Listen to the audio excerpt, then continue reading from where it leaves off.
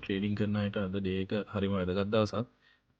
අප්‍රේල් 27 ඉඳන් බලනකොට ගෝල්ඩ් එක 4500 ඉඳලා 4770 වෙනකන් ලොකු පම්ප් එකක් දුන්නා.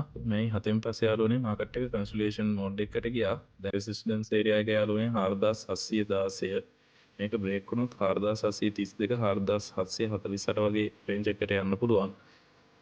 කරන්ට් ප්‍රයිස් එක යාළුවනේ දැන් 4697 වගේ තියෙන්නේ.